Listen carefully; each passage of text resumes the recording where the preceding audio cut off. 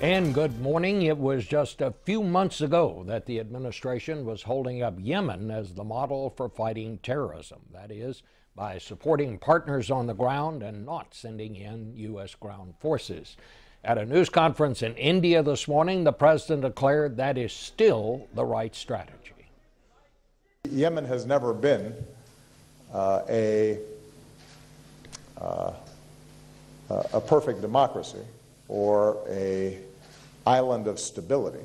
The alternative would be for us to play whack-a-mole every time there is a terrorist actor inside of any given country to deploy U.S. troops. And that's not a sustainable strategy.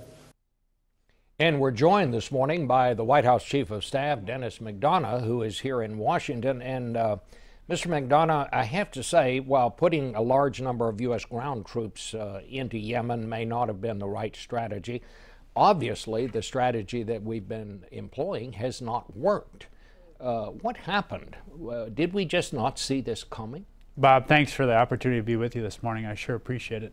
Let's remind everybody what the president was saying when he made the remarks a couple months ago that you're referring to. He's saying that given that al-Qaeda is going to hide in dark spaces, take advantage of tumultuous political situations, and really press untrained security forces, the president said we should have a partnership strategy that works for us to press governments in places like Baghdad and Sana'a to make sure that they're making the right political choices. Ultimately, these things get resolved as a political deal among Arab or Muslim actors in the region. That's point one. Point two is we got to make their security forces more effective. That's what we're doing with these training programs, these equipping programs. We have a very good one in Iraq right now that's working very effectively in my view.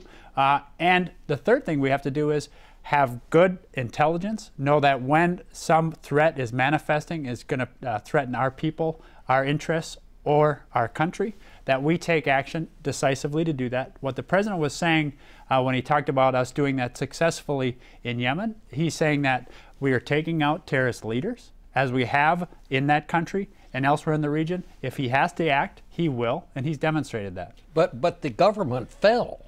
I mean, the strategy obviously didn't work, at least. I mean, was this a surprise to U.S. officials? I don't remember any talk about this in the State of the Union message. Oh, boy, we've been talking about Yemen for a long time, Bob. Going back to the earliest days of the administration, we were very focused on the counterterrorism efforts there because of the brutality and the nefariousness of al-Qaeda in the Arabian Peninsula, an offshoot of al-Qaeda Central.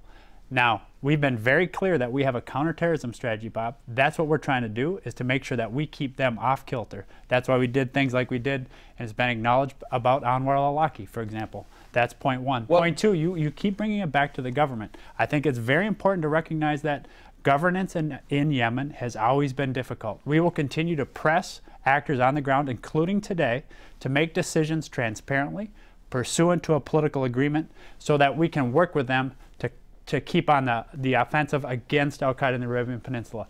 But we can't be responsible for every government in the region. We have to make sure that they're doing that themselves. I take your point on that, but were we surprised that this government collapsed? We weren't surprised that this government collapsed. We knew that this was an ongoing challenge over the course of the last several months. That's why we've been pressing on all the actors to take important steps to address the situation. We're continuing to do that today. The president said this morning that reports, I think one appeared yesterday in the Washington Post, that the joint terrorism efforts that we had going with Yemen have been curtailed. He said that's simply not accurate. But how could they not be? I mean, the government that we were working with has just fallen. How could that not affect our efforts to try to combat the terrorists? Important counterterrorism efforts continue. There's no doubt about that. And we will continue to press that. We will also continue to make sure that we have the intelligence that we need to see threats as they manifest. That's the second point. The third point is we will continue to work on the political situation because we know that al-Qaeda hides in these dark, tumultuous situations to ply their trade. We'll continue to do that. And ultimately, we're going to need our partners in the region to help us clean those spaces out. The best way to do that is strong leadership and we'll look strong, transparent leadership, and we'll continue to look for that. Let me ask you about this, because I think this is what bothers a lot of people, and certainly it's what the critics of this administration are talking about. It seems that once again we have been blindsided by events, whether it is the civil war in Syria, whether it is the things that happened in Benghazi, whether it is suddenly the emergence of ISIS. It always seems to come as a surprise. Why is that? Well, I just disagree with the premise of the question, Bob. We've obviously been investing enormous effort in Yemen, as we have in Iraq against ISIL, in Syria as well. The point here is, Bob, is that we are going to continue to see tumultuous political situations. We ought to make sure that we're pressing on the leaders in those countries to resolve them transparently and pursuant to their constitutional processes. We'll continue to do that. We'll also continue to help them prepare, train, and equip their security forces so they can take the fight to these forces in their own countries. After all, they're the biggest victims of their perfidy and of their hateful actions. And the third thing we'll continue to do is, where we need to act to protect our own interests, we'll do that. This president's proven he'll do it. He'll do it when he needs to. You know what your critics say? They say that you're downplaying these incidents because they don't conform to the narrative you would like to construct here, and that is that we're winning this war on terrorism, which you don't even call a war anymore. Well, we say we're in a war against al-Qaeda. We just never said we've been in a war against terrorism, which is a tactic. It's an unusual thing to say that we're at war against a tactic. We are, however, at war against al-Qaeda.